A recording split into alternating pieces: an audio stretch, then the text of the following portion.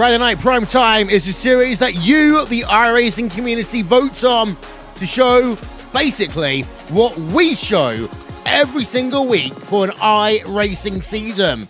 And after the thrills and spills of the iRacing Verizon IndyCar series, they came close to making it 2 seasons in a row, but they were pipped to the post. A bit like Toyota in 2016 by the Le Mans series, which is going to be our feature series every Friday night at 7 p.m. GMT. So, yep, there might be some people kicking a piece of cow around a piece of grass somewhere in Russia, but this is the most important thing. Welcome to the Nurburgring, and welcome to the iRacing Le Mans series, live from Germany. Will Vincent, along with Jack Styles, we are currently working ourselves under qualifying.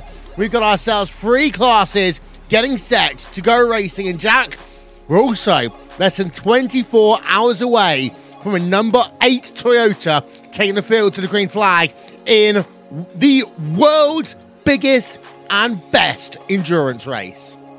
I am so excited for tomorrow afternoon. Good evening, ladies and gentlemen. RaceSpot Prime Time is once again back, and the 124 hours is not too far away. Hoping everyone is looking forward to that. And you can, of course, warm yourself up with some iRacing Le Mans series. Of course, running the Porsche 919 and the Audi R18 in the LMP1s, the HPD 01ARX, I believe it is, 01C in the P2 class. And then we have the Ferrari 488 GTE, the Ford GT, and then the new addition for this season, the Porsche 911 RSR. A few of those I have seen out on circuit. One of which has stood up to me is Alexander Voss, number 1. He is going to be one of the drivers in the Porsches, and they make an incredible noise. Yeah, we're riding on board right now. Number 22 machine, Joel Guez. Let's have a look at that fantastic beast incarnate as it works itself then. Back end of the racetrack, just going past the Michael Schumacher S. Past that now into that right-hander. Let's listen in on board for a moment.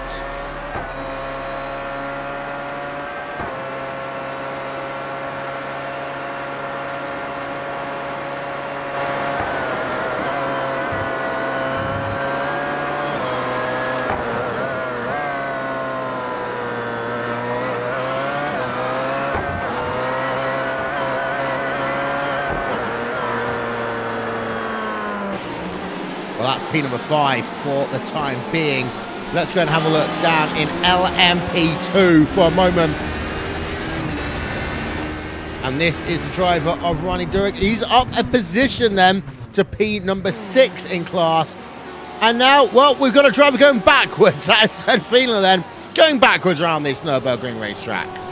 Yeah, he's not having a good qualifying, and he's just exploring some of the extra reaches of this circuit, getting ready for the 1-hour race that's coming up, and another one of the Porsche drivers. And we have had a couple of BOPs updates to the GTE. The Ferrari looks like it's been brought back a little bit, Will. That obviously this is going to be the first time we're going to see it. Oh, I don't know. I'm not going to make any more comments on that one. As we just, in fact, we're just going to continue watching this for a few more moments. This is Friday Night Prime Time. This is Van Vichler going backwards in reverse around the racetrack. Of course, this is closed course qualifying, so not affecting any other drivers. But hey, you're going to do something silly like that, we're going to show it. RaceSpotTV Prime Time.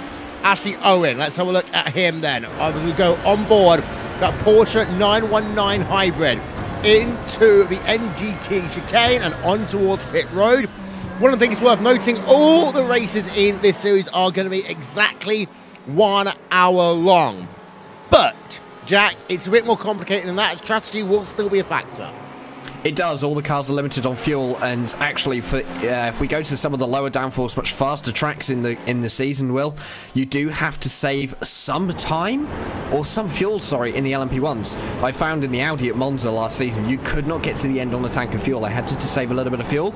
In the GTEs, you should be all right. But yes, strategy is very important in this event.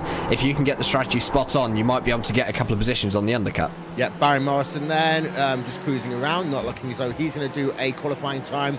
This time around, we're about 56 seconds away from going to the starting grid for this one.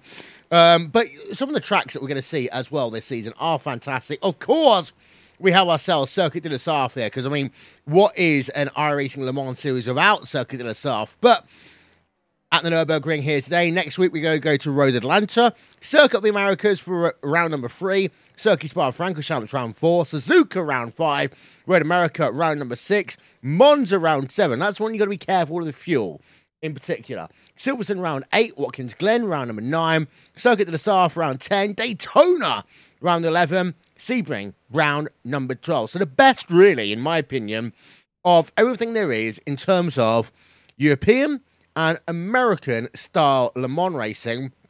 And we've got Suzuka in there for good measure.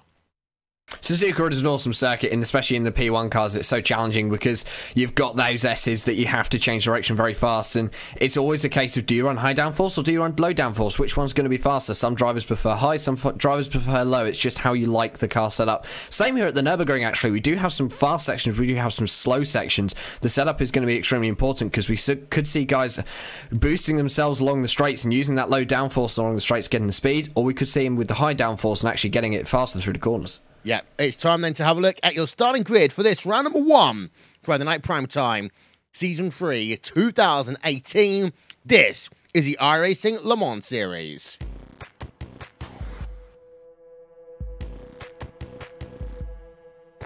LMP1, it is Fabrice Cornelius who will have pole position, Patrick Wolff alongside him, front row of the grid, Marcus Hamilton and Gabor Mextem. Row number 2, that's a who's who of LMP racing, Jack. That is definitely Fabrice Cornelius, Patrick Wolff, 2 drivers at Pure Racing Team who are lightning fast, and then behind them, Marcus Hamilton, the Thrustmaster Movano driver, equally as quick.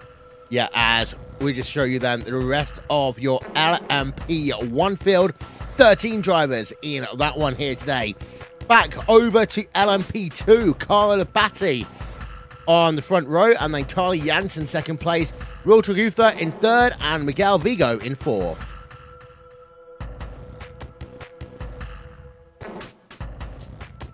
Arjen Chalman in P number 5, Philip Barr in 6th, Neil Andrews 7th, Carlos Villia in P number 8, as the rest of your LMP2 field cycling across 12 drivers in LMP2 for this one. And then as we head on back to your GTE field here today, well, you can see that it is Gianni Vieccio with pole position in class, Alexander Voss in 2nd, Patrick Christoph Moser in 3rd place, and Gavoski in P number 4. Let's turn our attention over to the drivers behind the iRacing first safety car, Jack. Yes, it's not going to be too long. Obviously, a shortened pace lap as they set off towards the green flag. Fabrice Cornelius is going to be taking control of the field in just a moment's time. But it is a shortened pace lap here at Nürburgring. It's not like Road America where we have to wait 4 minutes for the green flag. Ugh, yeah, I know that one. Cars then working themselves towards the chicane. LMP1, LMP2, GTE. On the eve of the 24 Hours of Le Mans, we welcome you here on RaceSpotTV to the iRacing Le Mans Series. Pace car on pit road. Let's get another season of prime time on the road, as here we go then. Green flag in the air.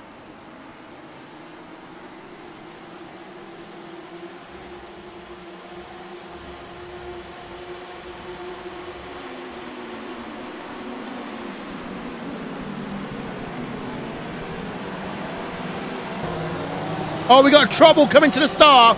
Dennis Grabowski turn around on the run down to green.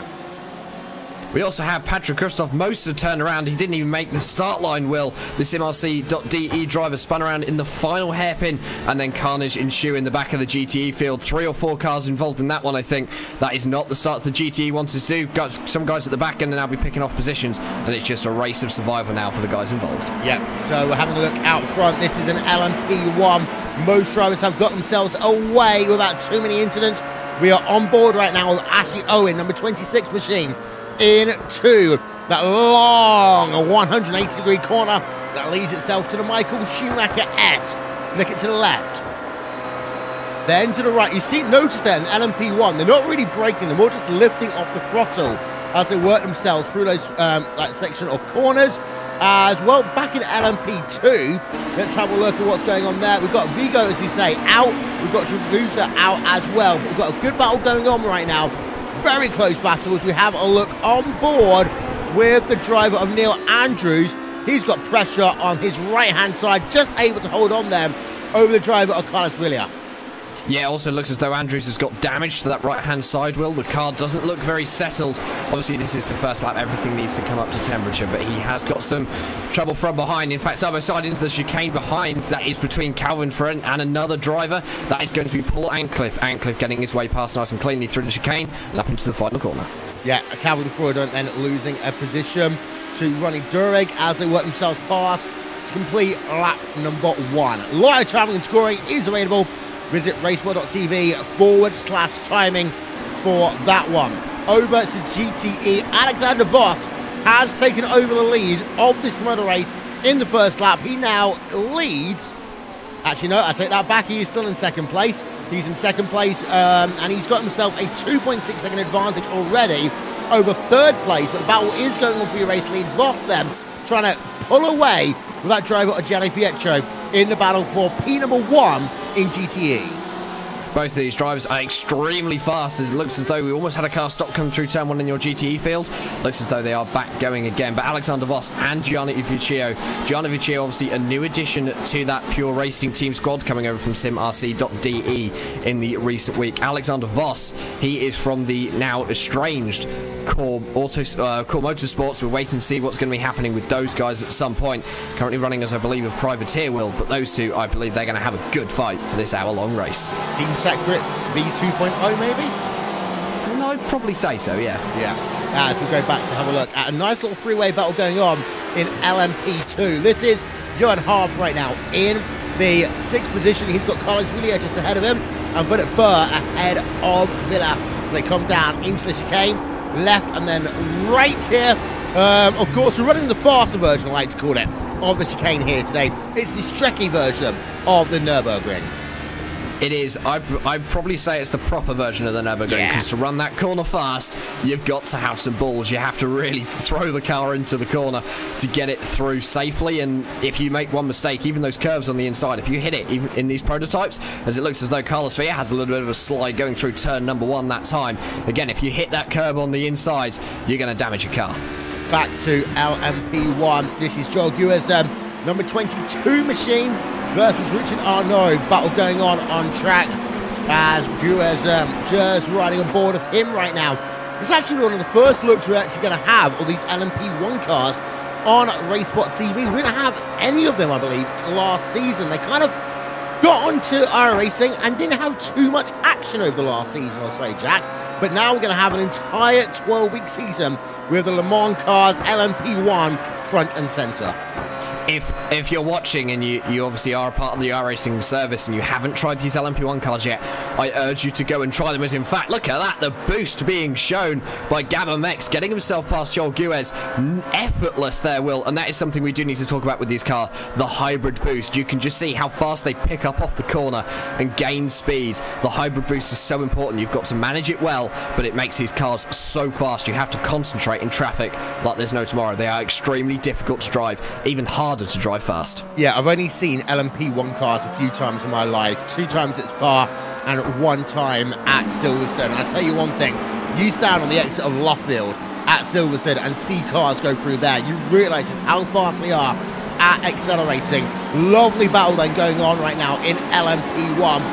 Gabor Mex is on the way forward right now. We're going to go on board with him. But you're right, hybrid power, of course, in Le Mans this year, only 1 team has hybrid power. That is a Toyota team, the Toyota Gazoo team. But we are running in the Audi, which of course was last run in 2016, and the Porsche that ran around the same time. Of course, they retired from LMP1 in 2017. One interesting point to note as well, Jack, about Porsche is they got to keep the Le Mans trophy after winning 3 years in a row. I didn't know that fact, actually. I'd probably guess there would have been something special for them. There's not many manufacturers that can turn around and go, yeah, we've won Le Mans 3 times in a row, and we did it more or less effortlessly because everyone else had issues. But it was a shame to see themselves and Audi both lead the sport. One of the things we also have to mention about the hybrid is they both run different hybrid classes. These are the 2016 models, and if I remember correctly, the Audi has a 4 megajoule battery system, and the Porsche, I believe in 2016, was running an 8 megajoule battery system, the Toyota still being on a 6 back in that period. So these cars are going to have different levels of boost coming out of the corners, and also they work differently as well. Yeah, on board we've got a battle with 2 CMRC.de drivers. as we did just have someone falling down our timing screens. We'll try and figure out who that one is. Well, we're having a look at Dirk Reinhold in the number 28 car. That is in GTE. But we've also got ourselves a freeway battle still going on. Philip Barr, Carlos Wheeler, and Johan Half in the LMP2 category going on right now. As we're going to go on board then with the driver of Johan Half, as Owen Tolman then is going side by side, actually just behind. That is with Ronnie Durig, and that's the battle going on for 6th place on track, as actually Tolman is on towards pit road with a big ton of damage then on the front of that car. He hasn't got anything left on the front end of that number 11 HPD. That is definitely day over for Tolman there. He's not had a good race. He's lasted 5 laps, but he hasn't really got much further. But yes, that battle going on. Johan Hart does want to look like he wants to get his way past Carlos Villa, who actually he has got his way past Carlos Villa. Villa being knocked down a position. Johan Hart now eyes forward to Philip Barr and also Carlo Labate. Yeah, we're just showing that one then on replay. That was Carlos William moving himself up into P number 5. On board now with Gurguez in the number 22 Porsche as they come towards the chicane once again. Simon Fuller, having a look at him in GTE, running 5th place in class. Going to show you then your class leaders at the left-hand side of your screen, the top 3 actually, in each of the classes, because as it stands right now, you've got yourself Fabrice Cornelius leading the way in LMP1 over Patrick Wolf, Marcus Hamilton in 3rd, Carl Jansen in 1st place in LMP2. Battle going on though in LMP2 for 2nd place. Carlo Labate moving up into 2nd place, going half down into 3rd. Gianni Vetro leading over Alexander Voss. Got that gap now up to 1 second. And Florian Groman rounding out your top 3 in GTE. Lots of little battles going on here at the Nurburgring. It's not the easiest track to overtake at. But the thing is, Jack, when you do, again, use that hybrid power to your advantage, you can make moves stick in towards 1 and into the chicane. You can indeed, and actually just looking at my timing screens, battle for 2nd I think might be about to happen, Will. Patrick Wolf, Marcus Hamilton, that might be able to get going soon. Ashley Owen has managed to get his way past Joel Guez in the number 22 LMP1, and we have a gaggle of cars in LMP1 from P7 right down to P13. So this field is, in fact, they start to navigate the back markers in GTE. This field is extremely close. Yeah, and that's the thing, it's a short track here, and it's a track that you will start overtaking lap traffic very, very quickly. We're on board with Gabor Mex in the number 13 machine as they come into the NGK chicane once again. This, by the way, is lap number 6, and that's how quickly they get into lap traffic. 6 laps, and you're on board and Mex them on the exit of the final corner, and he's now got a good chance to close down Arnaud, but Arnaud then just using some of that hybrid power to defend into 1. Yeah, as soon as you get on that hybrid power, you've basically just lost the opportunity to get past. The only way you can actually counter that is by using even more hybrid power than your competitors. In fact, actually, Richard Arnaud is going to get held up by traffic. One of the SimRC.de cars, the number 28 machine. That's Dirk Reinhard in the GTE category. He's currently running behind this gaggle of cars, which is Marcel Fassbender, Caroni, and then Kevin Siggy in the Porsche. As in fact, actually just going down to the inside. You've got to be careful there, Will. Going down to the inside, because GTE drivers sometimes don't see you. These cars move so fast, you blink and you miss it. What is it, 2011 with Alain Nish down the inside of Ferrari into the Dunlop curve at Le Mans, one of the most horrific crashes I've ever seen. And that is all because in LMP1 in particular, you have got to basically make those last minute lunges. We just saw one as we're on board in the number 9 car right now of Bruno Fantabula. Look at that, sizing to the left, sizing to the right. The LMP1 cars, I mean, they can turn very quickly, and there's an art. We always said when the LMP1 car came onto iRacing, there's an art to driving these cars. As we've got a car turn around, we got a car upside down as well. That is Daniel Betterfield.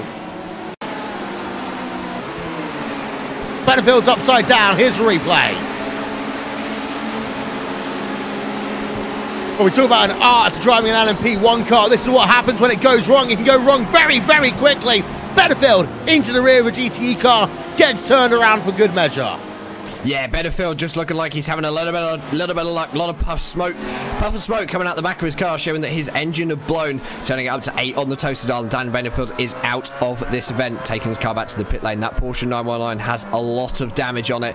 Just an unlucky incident he couldn't really avoid. Another GTE looking like he spun. That GTE has continued. It is the number 15 machine of Javad Karoni in the Porsche 911 RSR. But Daniel Benefield, his day is over.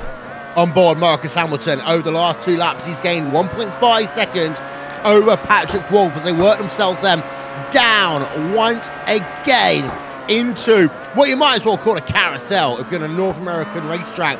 You exit the corner now. Schumacher S. Let's listen in. Pretty much flat there for Marcus Hamilton, actually. Yeah, they almost are. I think you have to take a little lift into the first bit, but the second bit you can run completely flat. Also depends how they got the downforce set up on that 919. If Marcus Hamilton is running an extremely high downforce setup, you can run it flat. It is scary, but it is possible. Yeah, as we now turn our attention back to GTE, Bruno Fontabla in the number 9 car versus David Pino Jimenez. And Fontabla lost a lot of time that last lap and a position as a consequence, and now he's back on the charge. And this is one of the really cool things about this series as well. It isn't one car, one class. We've got ourselves multiple cars. These drivers have the option of running, and I really like that. I like the fact that now people are, oh, you're not just running a Ford GT. Oh, you're not just running a Ferrari. You're not running this. You're not running that. People have the opportunity to find a car that's most suited to them. Yeah, if you look at LMP1, of course, we are narrowed on choices. We can have the Toyota in there. If iRacing bring that to the service, please do. But of course, you do get a choice between 2 completely different cars. The Porsche, it's got 7 gears. It's a slightly different hybrid setup, slightly different engine setup. The Audi, it's a diesel, so it's completely different. It's got less gears. It's slightly slower. Every single car has got different characteristics. LMP2, you're a little bit more restricted. You get just the 1 car choice. But in GTE, you've got 3 different GTEs that all drive differently, all have different pros and cons. In some circuits, you'll see the Porsche be brilliant, and in others, it'll be awful. Well, they're brilliant right now at Le Mans, I tell you that one.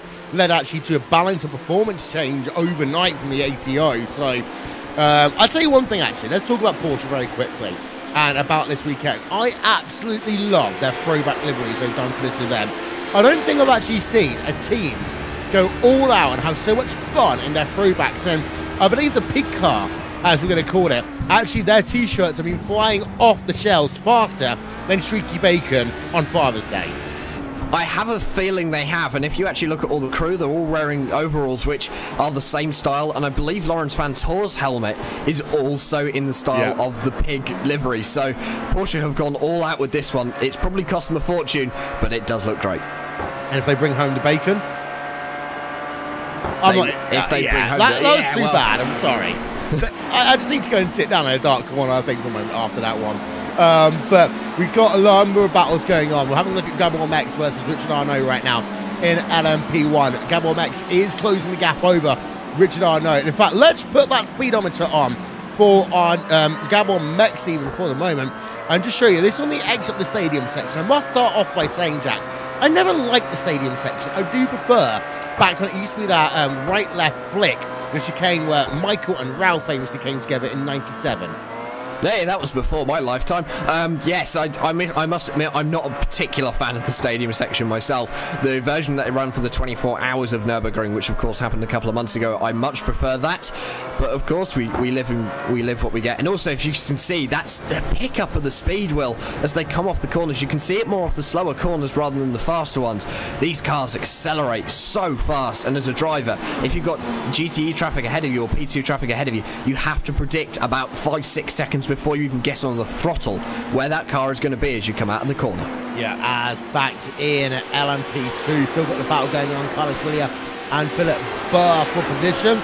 Let's go and pay a little bit of attention over to GTE for a moment, shall we? As this is Patrick Christoph Moser and Bruno Fontabla. They are scrapping for P number 7 on track as it stands right now. They're having a nice little scrap as they continue on what is currently lap number 9 for them, lap number 10 actually. Patrick Christoph Moser, one of the drivers that was caught up in the incident at turn 1, Will. I think he qualified 3rd on the grid. I think he might have done. He might have qualified a little bit lower than that. I'm not really too sure, but he is making his way back up. You can see on the rear right of that Ferrari, he has extensive damage. There must be some front end damage to that one as well. There is. So I don't think there is a corner on that Ferrari that is straight, and he obviously wants to try and make his way back up the field, get as many points as possible, because although saying that, we still have a long way in this race to go. 43.5 minutes remaining. Do indeed. Just over 1/4 of this race is scored complete right now. It's a little bit further up. Let's talk about your race leaders in each of the cars. Going to start off actually in GTE on this one.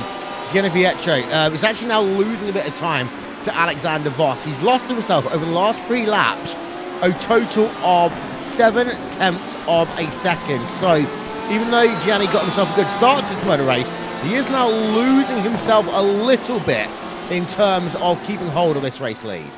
He was faster last time round. He did a 48.146 compared to Alexander Voss's 48.498. But that could just be traffic. Obviously, traffic that not only slows down the P1 cars, but it also slows down the GTE cars. Carlos Villa looking like he's having a trip to the pit lane. He is indeed. The number 23 HPD is going to be on the lane. Yeah, indeed. So we will sort out some of the issues that we're just having there. In terms of our timing and scoring, we'll do that one in probably about, I don't know, a couple of seconds time. But in the meanwhile, I just want to have attention now over to LMP2, shall we? And let's just go and have a look at them and the battle going on in the race lead over there, because Carly Janssen is actually gaining a ton of time over Jan and Half, and Johan is losing right now about half a second a lap average, and that seems to be getting up every single lap. I was just thinking, part of the reason for that one is now because, of course, LMP2 cars are dealing with that GTE traffic. And of course, LMP2 trying to get past GTE traffic is a lot harder than you probably think it is. The LMP2s, especially this spec of LMP2, it's pre-2011. I believe this is a chassis which dates back to about 2002, Will. And the engine that they have in there, it's not the same engines they use now, which can easily get past a GTE car. They are slightly down on power, slightly slower in a straight line. They have the corner speed, but the straight line speed at the end of a straight, definitely, it is very marginal between a GTE and a P2. Yeah, in terms of LMP1, well, there is your leader in LMP1. Let's go on board of him first of all for a moment, because he's got a bit of traffic he's going to have to deal with on the exit of the final corner. Start finish line. That is how easy it is. Let's actually turn our attention and back to second place, Patrick Wolf, because he's going to have a bit more traffic to deal with as they come in towards one. We're on board of Patrick Wolf right now. It's going to be a late lunge down to the inside. Wolf getting past some LMP2 traffic. This is where it gets really complicated for the LMP1 cars. LMP1 cars overtaking LMP2 cars, overtaking GTE cars. It can lead to what we saw at Benefield earlier on. A lot of drivers, and one driver puts a foot wrong, and you've got about 3 people out the race. One thing that really sticks in my mind, it happened a couple of years ago at Le Mans. I think it might have been 2015, Will. There was a moment in the race that I will always remember. You had a GTE car to the left, you had a P2 car to the right, and you had an LMP2. I believe it might have even been a Peugeot. So this is sort of 2010, 2011. It might have been early Toyota, go straight through the middle.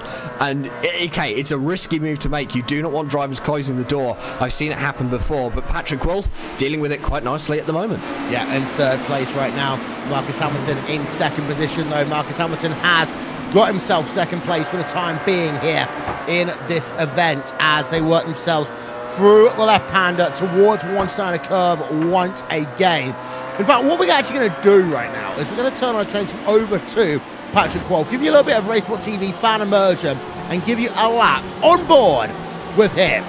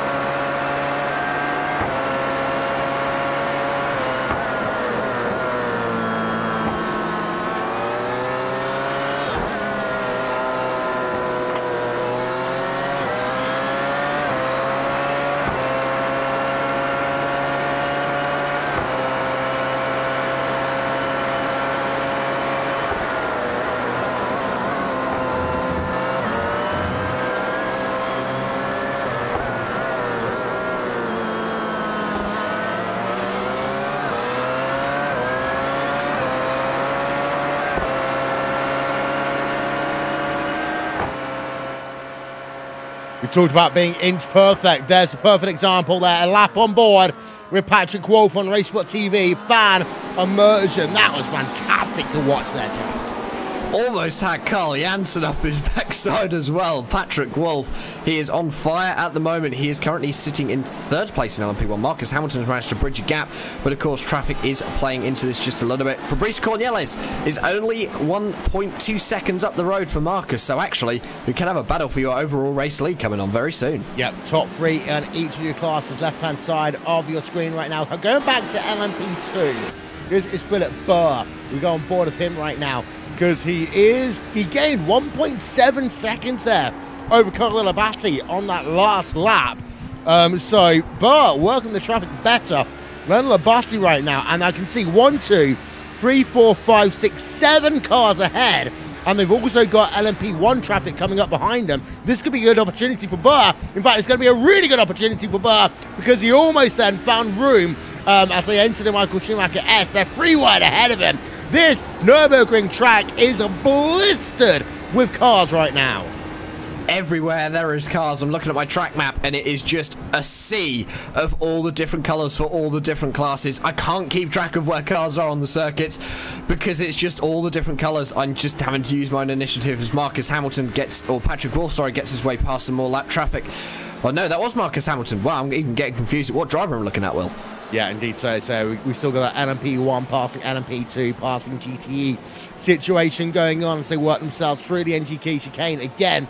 But we just mentioned it a moment ago. Hamilton has now closed that gap to 1 second over Fabrice Cornelis. So Hamilton, who was third place earlier on, has moved up as we just had then battle change for P number 2 by the looks of it. And Carl Labate, Philip Burr, that one has changed around almost. Labate got a slow run at one of the corners, but was able to hold on in towards turn 1. Philip Burr still remains in third place on track. So lots of action going on in LMP1 and on LMP2. Things are a little bit quiet on the GTE front right now. That's the reason why we're not showing too much of them. But if there is anything that happens, we will, of course, keep you up to date. Well, timing and scoring, visit RaceSpot.tv/timing. 25 minutes of this race is going to be scored complete. So, LMP1, well, Hamilton just lost himself 0.6 of a second in this lap. Yeah, I think traffic is definitely starting to play into other people's hands. Dan Benefield is back out on circuit. He's had his 919 repaired, and he is out trying to just get up some few positions. He'll probably make his way back towards the front of the field. He will not get any more positions. He is 2 laps down on your leader for Fabrice Cornelis as it stands. But yes, Marcus Hamilton, traffic is not being friendly for him at the moment. Gap, as it stands, 1.9 seconds. Yep, so this is Dark Reinhardt towards the rear part of your GTE field. Having a look on board of him, 0.6 of a second between himself and Scott Brazier as they now exit one Steiner towards Advan Bogan. This very fast right-hander. Not going to be close enough into the chicane. The only issue with the chicane is, Jack, it is harder to overtake him, especially if you're in this GTE class. Yeah, the GTEs, you've got to get it spot on.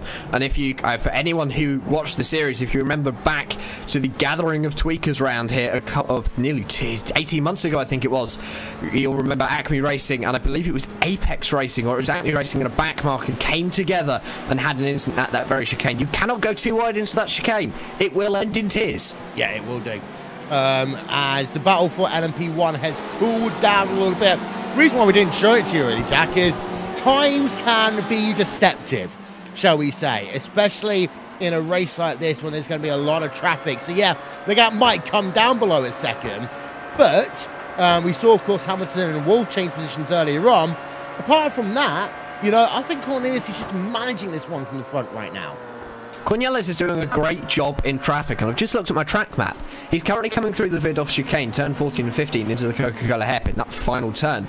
His next set of traffic is now coming through the Mercedes arena, so he has got a nice clean run. Marcus Hamilton, though, he's just got stuck behind the number 32 HPD of Paul Antcliffe, which means he's probably just lost a little bit of time, Will, giving Fabrice Cornelis a bit more of an advantage. But if Marcus Hamilton can get his head in the game and get his foot down, they're going to have about a lap of clear track before they hit more traffic. Yeah, we saw Richard Arnaud flashing lights. That means get out of my way. I'll tell you one thing, actually. Gabor Mex does move out of the way. Or, allow Richard Arnaud to go past. But breaking news, we seem to have had technical difficulties for Fabrice Cornelius. He is out of this motor race. I do not know what's happened there. I believe, yes, Fabrice Cornelius is gone. That makes Marcus Hamilton your leader here at the Nurburgring. That's probably not the way Marcus wanted to take it, but he'll take it nonetheless. It is the lead of a motor race, but he still has 32 laps, or 32 minutes to survive, roughly around 20 more laps after this one. And well, heartbreaking for Fabrice. I think he'd been having a couple of issues beforehand. Yeah, but now he's classified as out for the time being. So that is Fabrice out. Marcus Hamilton, your new overall race leader. Keep up to date, of course, RaceSpotTV /timing. Gabon Max now versus Tom. And Mission Moore as we're on board with the driver of that number 34 machine, Michael Moore, Club UK and Ireland driver. Exit of one Steiner. As he's going to be close, but this is what I mean. You can get really close, but it doesn't matter because you can't really pass here. LMP1 overtaking LMP2. Both of them go off. And Tom Mission Moore is just like, you know what? I'll have that one. Thank you very much. He's going to get a replay of that one again for you. Yeah, I think he's just having a slight issue there. I think actually a couple of the LMP1s are starting to bring their cars down onto the pit lane to get their pit stops done now, Will. People going to go for the half and half strategy, or are people going to try and run the smallest amount of tank possible for the final few moments? Strategy is once again very important. Yeah, and the thing is actually that for Gabon Max, what he decided was, well, I've just gone off. I might as well come on towards pit road at the same time and kind of cut my losses. Yeah, I think Gabon Max is taking the right decision in the number 13 LMP1. He just wants to get out of traffic, get some clean air, but of course that's easier said than done. He just needs to be able to make that work. There is a battlefield lead going on. Marcus Hamilton and Patrick Wolf. Their gap between those two drivers is half a second, Will. We need to keep an eye on this one. This is going to be exciting. Yeah, we will do. We'll turn our attention over to that one right about now, actually, shall we? No pit stop, of course, for Marcus Hamilton, but he has got himself a half-second advantage over Patrick Wolf. Let's not forget that Wolf was overtaken by Hamilton earlier on, so this might be now Wolf getting ready to repay the favour from earlier on in this event. Carter Jansen, by the way, has himself a 17-second advantage over Carlo Labate in terms of your LMP2 battles. And with the exception of P number 11, 12, 13, there is no battle going on in terms of GTE. So what we can do is have a look from the rear of the driver of Marcus Hamilton in towards the stadium section. Mercedes-Benz Arena they come. Hamilton defends and holds through turn number 1. Number 6 machine of Patrick Wolf, though, is right behind. We did that fantastic onboard lap with Patrick Wolf, but I think now he's getting himself ready to take the lead before pit stops here, Jack. I think he might. I think for Patrick Wolf, what he needs to do is get the undercut on that driver of Marcus Hamilton. If Marcus Hamilton get the pit stops right, he should be able to hold on to the lead. If Patrick Wolf can go one lap longer, Will, he'll give him a slightly shorter pit stop, and he will be able to get himself through into the lead. Strategy is one way to do it, but you can also do it out on the track. If traffic gets in the way of Marcus Hamilton, Patrick Wolf could use that as a perfect advantage to slip his way through into the lead. Apparently, in the game of people kicking a piece of leather around a pitch, the score is even. This is more exciting. I mean, can someone please explain to me the entire point of football? Because let's be honest, 22 people running around in circles trying to kick something. I mean, I know dogs that do that, Jack, and probably do it better than most of the football players. Also, football players can't survive a 200-mile-an-hour crash and walk away. Just saying. They can't even run over someone's leg without falling over. Let's be honest. No, you are very true there. Yeah, football.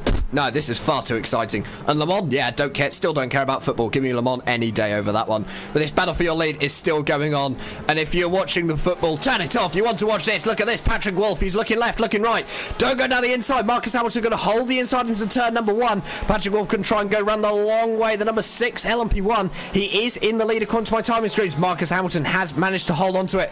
Patrick Wolf, nah, there's no room to go down the inside there, Will. He had a go, but not been able to get it done. And you see what happened. The second he realised he didn't have that inside line, gets off, starts recharging the hybrid power then. That was very intelligent by Patrick Wolf.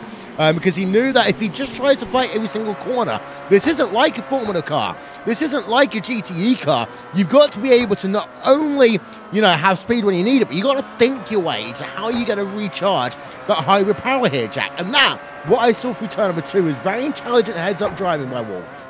Yeah, Wolff had a very good run through there. He could have put it down the inside. It would have pushed Marcus Hamilton out wide, and I would actually predict cause an accident. Patrick Wolff did the right thing. Hold back, wait for another opportunity, because, of course, if Marcus Hamilton's still got that little bit extra of hybrid power, he can just boost himself away, and if he does it in the right place, especially coming off of the next turn up into the chicane wheel, he can pull a second on Patrick Wolff easy. Yep, let's have a look then.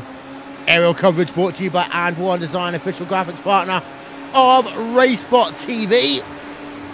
Oh, it got close then. That was a car length, but LMP2 car now between the two of them. This is when we're going to see one come on towards pit road. That's Hamilton, but not Wolff. Wolff then will take the race lead, but I tell you one thing, good thinking by Hamilton. Yes, there was a GTE car coming on towards pit road at the same time, but Hamilton knew he had about 6 tenths of a second in the bag immediately there. That might be just enough to stay the extra lap that Wolff now is doing.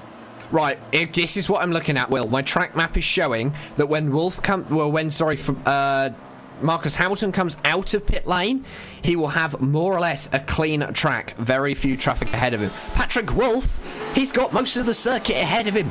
He's got a lot of traffic to make his way through. I think Patrick Wolff has made the wrong decision here, Will. I think Marcus Hamilton could have an advantage of over a second once he comes out of the pit lane. Patrick Wolff, he's made a mistake.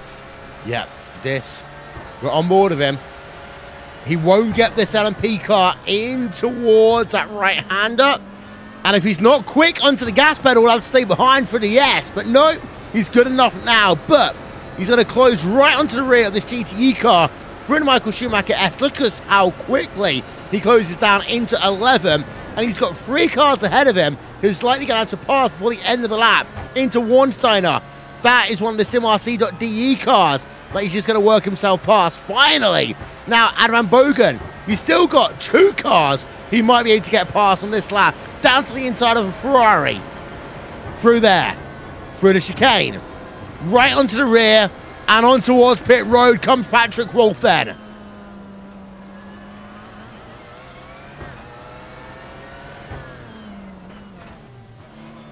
.37 miles an hour. As slow as you like then for Patrick Wolff. But the pit stop time to compare, Marcus Hamilton did a 14.8 second pit stop. So that's our first piece of comparison, Jack. But lane to lane, Marcus Hamilton was 38.8. On towards pit road will come Patrick Wolff. Yeah, it looks as though everyone is pitting this time. Marcus Hamilton has pitted 1 lap early. Hamilton is now coming around turn number 16. Coca-Cola onto the main straight. Patrick Wolff is still stopped in his pit box, and in fact, he is now moving still on the lane, though. Marcus Hamilton's doing 260 kilometers now. Patrick Wolff, there he is on the inside. This is going to be close, I think.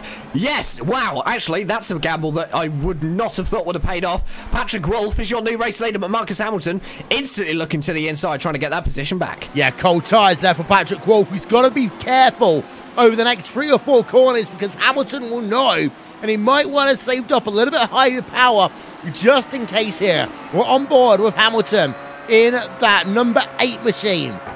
Flicks it to the left through turn number 5. 6 and 7 even right now. Then that little kink as they come down into 8. And Hamilton has to now overtake Wolff again in this event. Worth noting, the gap in LMP2, Carly Jansen, is up to 20 seconds almost on track.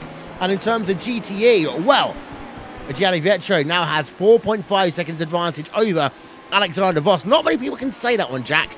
4.5 seconds over Alexander Voss. Alexander Voss is a very hard driver to be faster than, but Gianni Vietro is doing it very well today. But Carly Jansen, it's got to be said, Will, he is on fire in that number 4 HPD, having that advantage over Carlo Labate. No, he's just done it nice and consistent, using the traffic to his advantage. And, well, actually, Patrick Wolff has got away from Marcus Hamilton a little bit now as well. Yeah, as, of course, we saw the last round of the iRacing World Championship Grand Prix Series, the way tyres drop off, the way that if you push early, you might use them too quickly. Mitchell de Jong, Gregor Hutu, 4 corners to go. If you haven't seen it, you need to watch it before the next round of the iRacing World Championship Grand Prix Series, which will be tomorrow here on RaceSpotTV, on iRacing Live, on Facebook Live, and on Twitch TV. We are going to the first ever track to hold a Formula 1 Grand Prix. That, Jack, is Silverstone. Yes, it's coming home, and of course, if you remember rightly, the moment between Gregor Hutu and Martin Kroenke a couple of years ago, where Will's ever-famous phrase, "Oh my word," came from, we're going back there, and of course, that's not your only action on RaceSpotTV over this weekend, while the 24 Hours of Le Mans is going on. Beforehand, you can warm up with the International GT3 Championship from Zolder, and then to Sunday evening, the Classic IndyCar from Belle Isle. It's the first broadcast of Belle Isle, Will. Are you as excited as I am? It's going to be a bumpy ride. It's going to be brilliant, I can tell you that. That is going to be an awesome event. Myself and Will will be bringing you all the action. I'm surprised Will won't get fed up at me after this I'll week. tell you one thing. We're actually probably doing more commentary than anyone else this weekend. I think the first time ever. I think you might be right there, because I think Paul's doing... Yes, I think it's myself and Paul doing International GT3 tomorrow, but I think myself and you have 2 broadcasts this week? Yep. Yep, that's about right. David Penny and Jimenez. Let's go and have a look at GTE right now. As in that number 18 car, he has got himself Juha-Pekka Lamy, Club Finland number 27 machine, ahead of him on track right now. But the gap is 7/10 of a second. Worth noting that everyone has also pitted from LMP1 right now, so but a bit of time over it in the world of GTE. Yeah, it looks none of the GTEs have really come down onto the pit lane for a standard stop. There have been a couple of damage repairs for the likes of Marcel Fassbander, Scott Brazier and Dirk Reinhardt. They have both made 1 stop. They were looking at their tops time, though. They're going to have to make another one. All they're saying that 10 seconds, that's about all they need for a GT car to get to the end of this 1-hour race. It's not a very long stop for these cars. They can run to around the 45-50 minute mark. Don't expect those cars down onto the lane for at least another 5 or 6 laps. Yeah, and for those of you wondering, we are exactly 11 months and 15 days away from the month of May 2019. We've only just finished this month of May, Will, but yes, it is indeed worth getting excited for, as actually the leaders are currently passing their way through, and past David Peña Jimenez and Marcus Hamilton has closed that gap up once again, Will, and he is right back onto the rear wing of Patrick Wolff. Patrick Wolff has his rear view camera. It's not a rear view mirror in these cars, it's a rear view camera full of that Thrustmaster Movano number 8 machine. And look at that one, 5 turns per second, lap number 24. Close right up, but in almost a similar situation to what we saw just before pit stops, Hamilton then losing time through the chicane. That will cost him half a second. Yeah, I think Marcus Hamilton does need... I think maybe the chicane is not helping him, but of course they are about to clear quite a big... They have just cleared a big gaggle of traffic. They have got some P2 cars ahead of him. Marcus Hamilton down to the inside of the number 25 machine of Florian Grohmann. That's 3rd position in GTE there, Will. But yes, Marcus Hamilton has lost a little bit of time. Patrick Wolff last time round, 8/10 faster. Yeah, we've had some pit stops in LMP2. Neil Andrews out and away, 13.8 seconds. We've also had Johan Haaf, Carlos Villa and Paul Antcliffe all making scheduled stops here. So we expect Carly Jansen on pit road. In fact, he's on pit road now. Yes, Carl Jansen, one of the first, or one of the last, actually, of the HPD drivers to bring his car down onto the lane.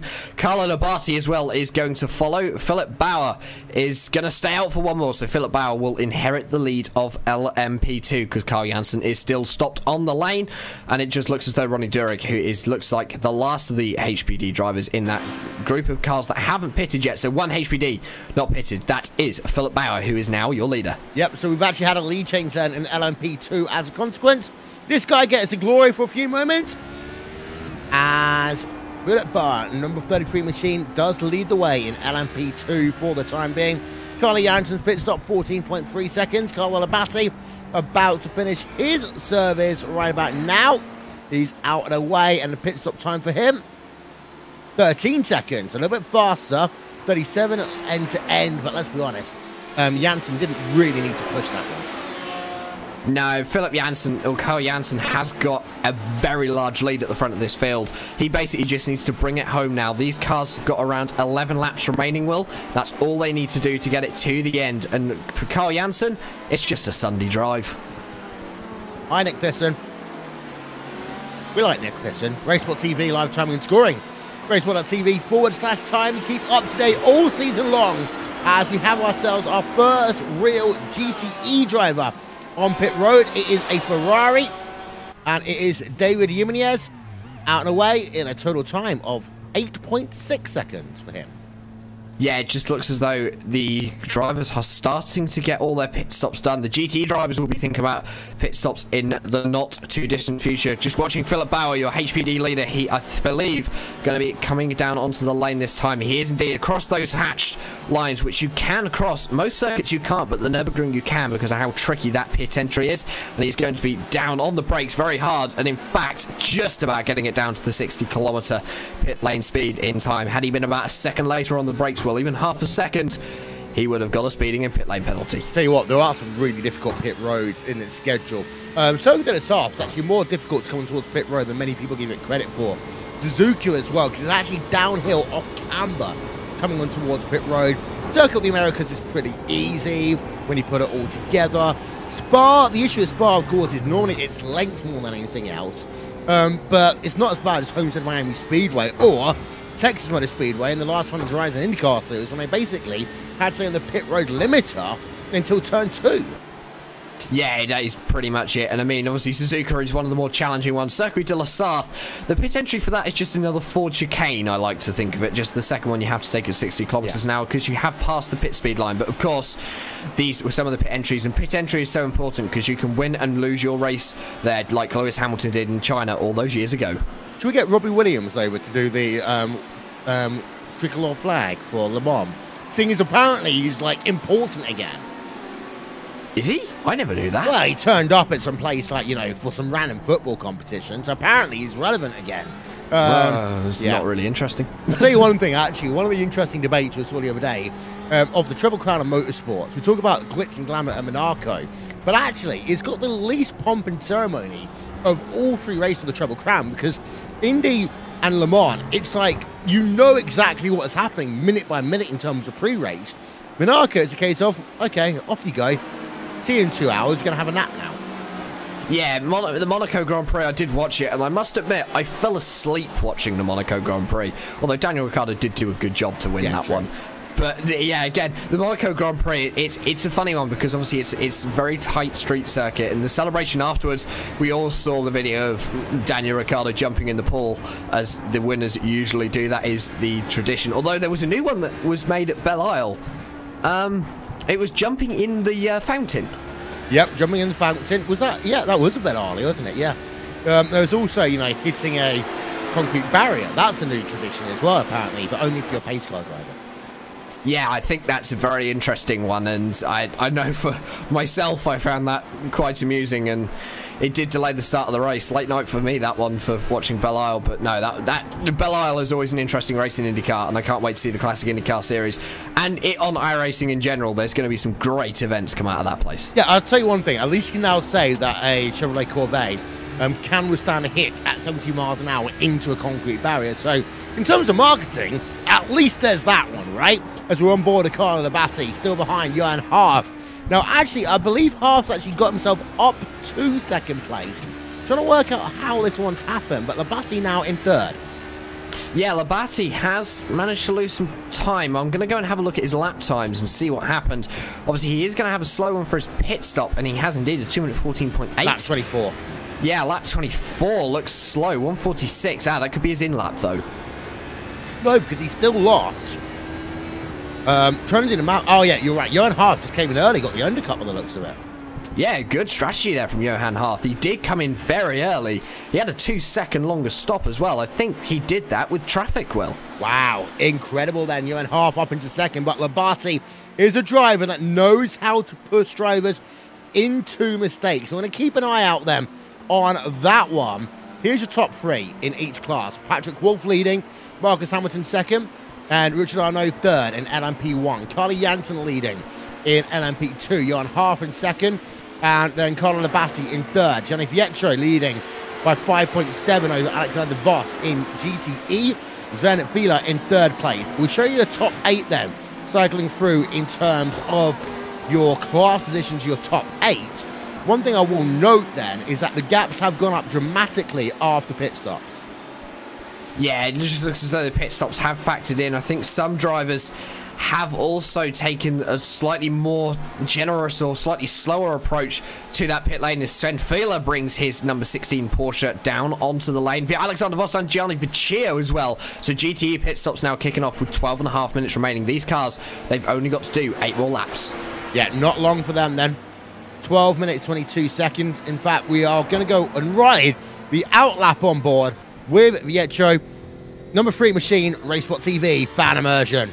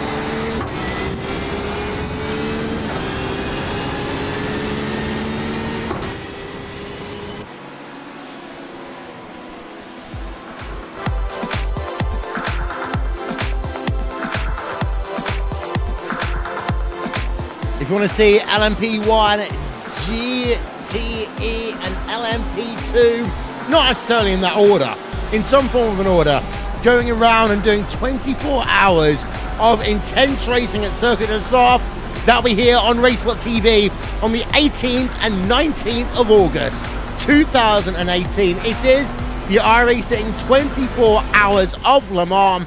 We're really looking forward to that one, Jack, although I will tell you, I will not be there for the first 6 hours because University has put me on the clearing hotline. Well, I won't be there for the whole 24 hours. I'm at some small event called the FIA World Endurance Championship. Is that on the same day at Silverstone?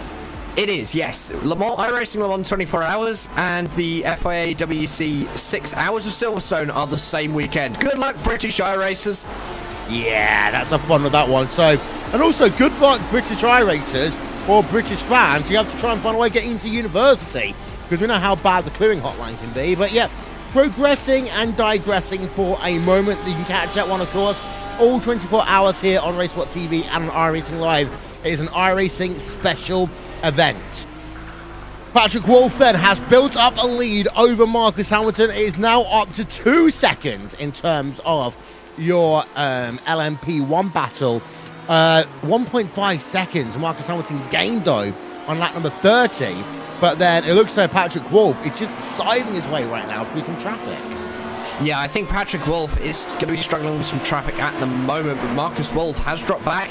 Traffic has played into that one. There is a slow LMP2 on the right-hand side. We're going to go find out who that was for you. That was Dragan Nikic. He is now a lap down on your leader. Obviously just getting out of the way for the leaders in the number 31 machine. And yes, LMP1 has calmed down a little bit now. In fact, the whole field has calmed down. We have got some pack racing going on in GTE by the looks of it.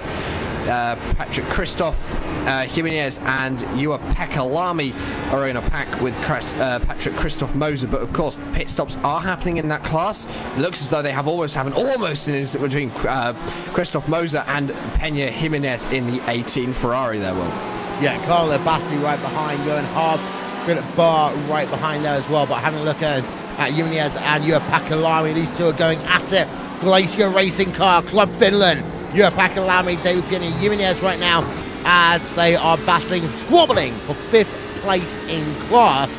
I do have to say, we normally do it at the end of the race. I'm going to do it now, Jack, before I forget. You blew it. Yeah? Who's Patrick Wolf? Patrick Wolf. I'm not sure. I can tell you who the iRacer is. Yeah. I wouldn't know who. No, not Patrick Wolf. You said Marcus Wolf or something. I don't know. Marcus Wolf. Yeah. Oh, I might have done. I think I was going slightly mental. My room feels like it's about 45 degrees at the moment. So basically, about as warm as Hugo Louise's bedroom on a cold day. Yeah, about that. Yeah. Okay. Carlo Batti versus Johan Half. That one continues. We'll turn our attention over to that one in a moment's time. Although Sven Fiedler right now versus the driver of Florian Grohmann. This is going on for 3rd place in your GTE field. Number 25 machine then of Florian Grohmann. Sven Fiedler in the number 16 car. As we've got ourselves a Ferrari versus a Porsche battle going on. Nice to see these two guys go at it. In terms of balance of performance, there isn't too much really between the Porsches and the Ferraris at this track, although we will see more separation between them at certain points in the season. Yeah, we definitely will. Obviously, no Fords in this race today that we can balance these cars against. But it's all down to, I mean, people turn around and go, oh, the Ferrari might be quicker, or the Porsche might be quicker. Don't forget that the Ferrari drivers, the people who drive Ferraris are usually, they only drive the Ferrari, or people who now drive the Porsche, they only drive the Porsche. So they're going to be so used to that car, they're going to know it inside out. Balance of performance is such a touchy subject in the real world and on iRacing. Something I don't like usually mentioning, Will, because it usually stirs up a few people. That's right. We did an AMA yesterday on YouTube, on Facebook. That was fun enough. We'll have one on Facebook afterwards, maybe again. But one thing that's worth noting about balance of performance, you are right. Drivers can normally, I say, are worth about 4 tenths of a second if they know the car. If they train the car quite often, they can find 4 tenths of a second themselves. And that's something you can't BOP out easily. One thing I will say, though, is that I've driven all of the GT3 and the GTE cars on iRacing over the last couple of years, and it really is about what kind of car and what kind of feel you like to race car. And the Ferrari, you know, it's a slippery beast, but if you can handle it, it is going to be faster than the Porsche. But I think the Porsche is the easier car to drive over a long race distance. I must admit, I haven't tried the Porsche yet. I've been having a few technical issues myself with hardware that have only been fixed today, and obviously I haven't been able to get things sorted. So the Porsche hasn't really been tried, but yes, I will agree. It's all down to what you prefer. GT3 and GTE, you can't compare them, but you can compare within classes because they're so different. But yes, the Ford and the Ferrari, if I prefer a car, it would be the Ferrari, but racing them both, they're all a lot of fun. So in other words, you got some pocket money finally. Yeah, I put it that way. Yeah. Sven Fiedler down about a second from Florian Grohmann right now. 3rd place in your GTE field as it stands. Retirees so far today, by the way. We had a couple of them in each of your classes. In terms of LMP1, you've got yourself Ashley Owen out of the race. Luis Cornelius with technical issues earlier on, and Joseph Barton Harris. LMP2 out of the event. You've got yourself Will Kabusta is back on track, but way down. Calvin Frodent is out, and Miguel Vigo is out. In terms of GTE, Dennis Grabowski, Patrick Moser, Barry Morrison, David Caroni, and David Gibbons are all out of this one, but still 31 cars in some way, shape or form running on track, Jack. Yeah, I know David Gibbons had a few issues on the first lap where we didn't quite catch that one on stream. It's something that I've just seen on various social media platforms afterwards. So unlucky for him, he was starting sort of stone dead last in the GTE category, so it would have just been a race to get as many points as possible. I know a couple of cars that have had issues are back out running. Will Gertha, of course, is down in 5 laps down in the HPD, number 30. Must be said, it's great to see him doing this, Will, because for those who don't really know Will Gertha's name, he was the 2017 British GT4 champion. He's currently racing in European GT4, and I believe he had quite a large accident at this year's Bathurst 12 Hour. Little. Yeah, a bit of an understatement, really. I think he ripped the front off a Ginetta. Yeah, you know, just a little accident. It's fine. One thing that is a little gap closing down even further is Tom McElmore right now versus Richard Arnault. England, Club UK and Ireland versus France. Might get this in the World Cup of kicking a piece of cow around. 2.1 seconds. Tom McElmore has been closing, but he's only really going to have 2 laps from now in order to get himself past. And he has been slower this last lap. Yeah, Tom Micklemore, he has got a bit of a job to get past. Richard Nardard is a long way up the road as it stands. Gap 2 seconds at the moment. So Tom, I mean, if he has some hybrid reserve over the next lap, next lap and a half, if he uses it right and can manage to get his way past, he will be up onto a podium. But of course, as the once Murray Walker said, catching is one thing, passing is another. Did you just call him a little late, Murray Walker? I almost did. I had to stop myself. I'm getting confused. Philip Barr versus Carlo Labate. Barr is ahead for the moment. And looks like Labate actually will be able to keep that position when all is said and done. But that was close then into turn number 8. Yeah, also you've got to remember there's something that I did pick up on and forgot to mention earlier. These two are teammates at Thrustmaster Movano Racing, so they don't really want to have an incident. I mean, obviously the last 2 laps of a race, you do want to get as many positions as possible, and you want to be able to get that way up, and of course... Oh, wait a minute. This is the reason why they came so close together. There's an incident in GTE right in front of them, and actually Labate just almost ended up careening into both GTE cars. Another replay on board of it. Yeah, I mean, I haven't caught that one. I'm going to go and try and find it now, but that was obviously some unlucky moments there for Carlo Labate, although a little bit of luck has meant that he was able to stay out on the circuit. Of course, they did go side by side to the Dunlop Keller down at the bottom of the circuit. Yes, but it did look as though he did get caught up in some traffic. He is currently holding off from his teammate Philip Bauer. Philip Bauer did lead the race for a lap earlier on. Less than 2 laps remaining now for these guys. Yeah, indeed so. So we are going to be down to the final lap here then on RaceSpotTV. Top 3, each of your classes left-hand side of your screen. But let's talk about Patrick Wolf then for a moment, because he had lost a position to Marcus Hamilton earlier on in this event. He came out about 2 car lengths ahead of Marcus Hamilton after pit stops. And for a couple of moments, it did look as though Hamilton might find a way past again. But Patrick Wolf now has a 3.1 second advantage over Hamilton with less than 2/3 of a lap to go, Jack. Yeah, I think Patrick Wolf is going to be feeling a little bit more relaxed in that number 6 LMP1. Marcus Hamilton has indeed been pushing. The lap times are actually, in fact, Marcus Hamilton last time did a 1:35. Patrick Wolf did a 1:36. So traffic is playing into this again. But look at that, Marcus Hamilton is now caught behind a HPD and a GTE. You can just see the speed difference of the LMP1 between the other 2 classes. But Patrick Wolf, it for a moment looks like he lost it. But ever since that pit stop, Will, he has just been on cruise control, managing that traffic well. And the Pure Racing team driver having a little bit of a slip up. He's got 2 more corners to survive, and he is home safe. Time's up. Last lap here at the Nurburgring. First round of the iRacing Le Mans Series. Through the chicane for the final time. Into Coca-Cola Curve. Patrick Wolf is your winner here today at the Nurburgring. The lights go flashing, the weaving happens. Patrick Wolf wins in LMP1. Carl E. Jansen, haven't talked much about him because of just how dominant he's been here today, Jack. It looks like he will claim victory in LMP2. And Gianni Yvietcho, well, he looks as though he will come home with victory in GTE. He does look, and though indeed, Carly Jansen currently rounding turn number 12 up to turn number 13 up to the Wiedhoff chicane. He then has, all he needs to do is get round Coca-Cola curve nice and easy. He has got a big gap. Johan Harth hasn't even reached the Schumacher S's yet, so Carly Jansen, one more corners to go away from race victory in the LMP2 class. First victory of the season for Radicals Online on RaceSpotTV Primetime.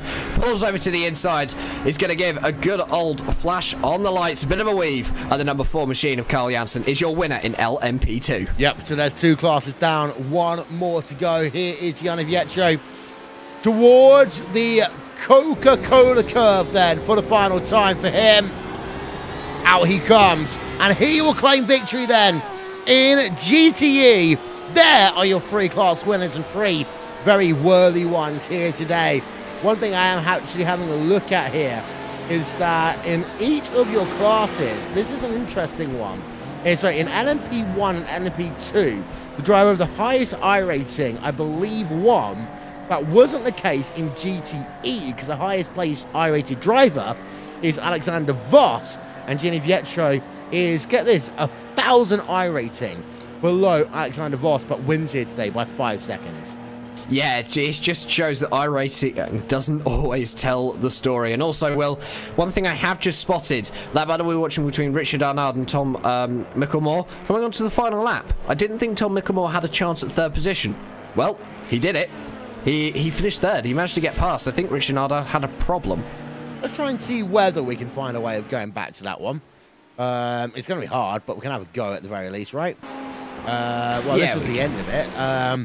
But let's try and pay attention a little bit to Richard Arnaud, because this is him right now. Oh, he went wide a couple of times. Down into 8, he went wide. And this is what allowed from Mickelmore to start closing up. Let's have a look on board now with Mickelmore, because the gap was still about 2 seconds as they head themselves in towards turn number 11. One side of the curve coming up next. That is turn number 12. Oh, my word! Well, I'll tell you one thing there. Arnaud decided that he actually wanted to take part in the iRacing Rallycross Championship. Yeah, I think he definitely did. Richard Arnaud looks as though that rear end just got loose. Worn tyres, of course. Those tyres will be 1 hour old, and he went for a bit of a trip into the kitty litter. Let Tom Mickelmore just run away with that 3rd position. So well done to Tom and Richard Arnaud. Heartbreak at the end for him. He's going to miss out on that podium. Again, it's just a case of you might be on that final lap, but you still have a chance to lose it. It's not all over till the fat lady sings. Richard Arnaud did get very close to the back of Tom Mickelmore once again, coming out of the final corner. Wasn't close enough to make a difference, though. We just spoke to the RaceSpotTV tech guys. The reason for that incident was the RaceSpotTV logos weren't big enough on that number 21 machine. Nah, that's always the answer. Always the answer. Yeah. Let's give you a look then at your final race results here from the Nurburgring.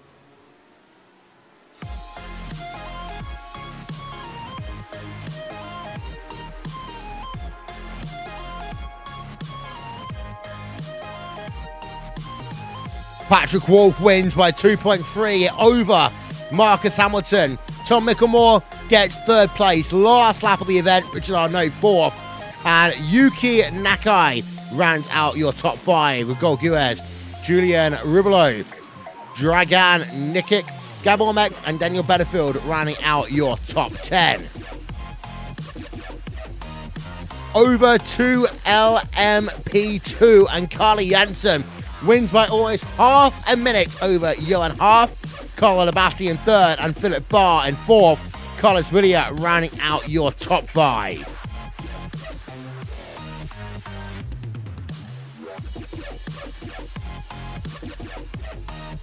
And then over to GTE. Gianni Vietto wins by 4.6 seconds over Alexander Voss. David Pena Jimenez in 3rd. Yua Pakalami 4th. Kevin Ziggy rounds out your top 5.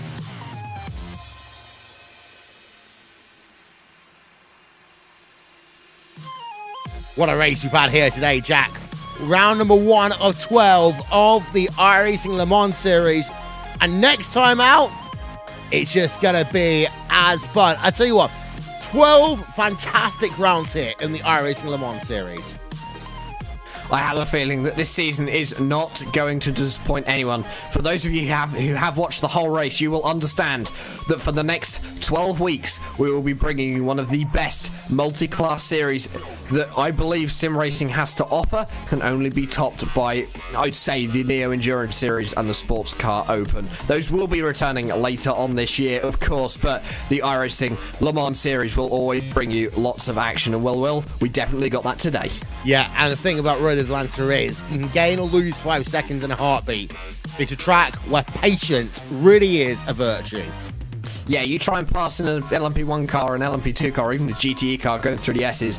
Well, there's only one destination for you, and that's in the wall. And that is going to be, and of course, another place that really does slip up drivers a lot is turn at number 5. There is a horrible bump on the inside. If you hit it in the wrong way, Will, again, you end up in a wall. Yeah, indeed so. So that is all we got time for here tonight. Tomorrow, we turn our attention to the iRacing World Championship Grand Prix Series.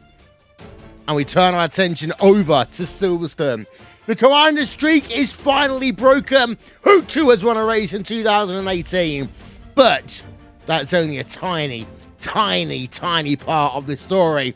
Have you ever indeed seen a championship as thrilling as the 2018 iRacing World Championship Grand Prix Series?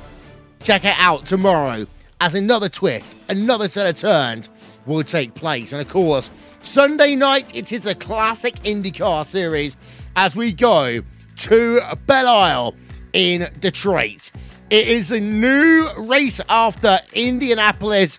It's bumpy, it's hard, and if you're a pace car driver, make sure you know when to put the throttle down. That'll be Sunday, here live on RaceSpotTV. We hope you all have a fantastic Le Mans 24-hour weekend. That guy, Jack Stiles, I am Will Vincent. We want to give a shout out to the following people. Isman Balal, TrackCams22.com. Andres Warner and One Design for our overlay graphics. Development by Simon Grossman and Aptioneering.com. Nick Thisson for RaceSpotTV. Live timing and scoring. Week number 1 of 12 is in the books then, from the Nurburgring and the iRacing Le Mans series. Next week, we go to America, to the home of the Petit Le Mans, Road Atlanta. But for now, it's good night from the Nurburgring.